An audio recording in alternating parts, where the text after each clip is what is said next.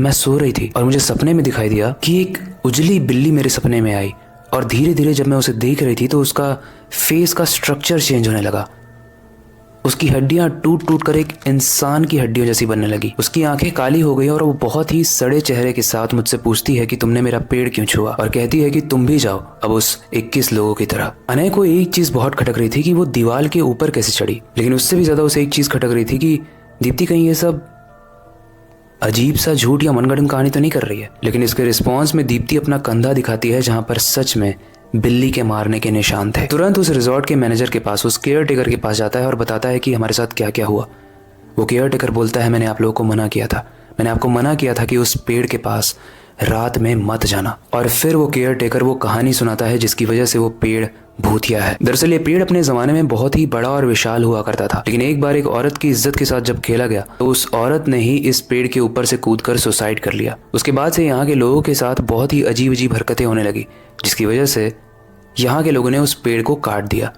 तो जितना पेड़ आप देख रहे हो अभी, उतना पेड़ नहीं था, ये बहुत बड़ा पेड़ था। जब इस पेड़ को काटा गया तो ऐसा माना जाता है कि बहुत तेज आवाज सुनाई दी थी, और जो भी उसके पास जाता है तो वहां तो वो उसे कुछ नहीं करती है, लेकिन वो एक बिल्ली बनकर उनके घर में आती है और उनके सपनों में तंग करती है और उन्हें खा जाती है। उस रात इन दोनों को समझ में आया कि क्यों इस पेड़ के पास नहीं जाना चाहिए था। अब ये सब कैसे ठीक किया जाए, उस बिल्ली को कैसे अपने सपने से निकाला जाए, ये तो उन्हें नहीं पता था।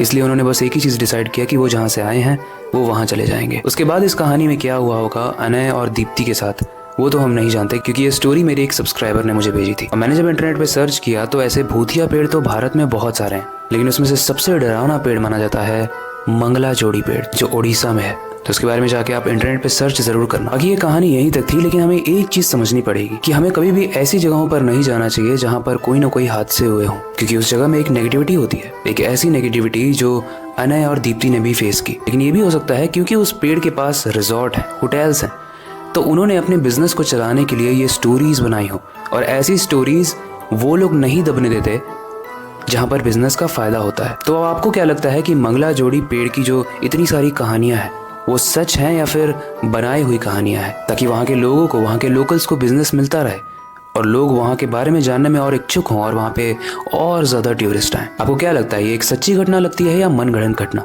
हमें कमेंट सेक्शन में जरूर बताना।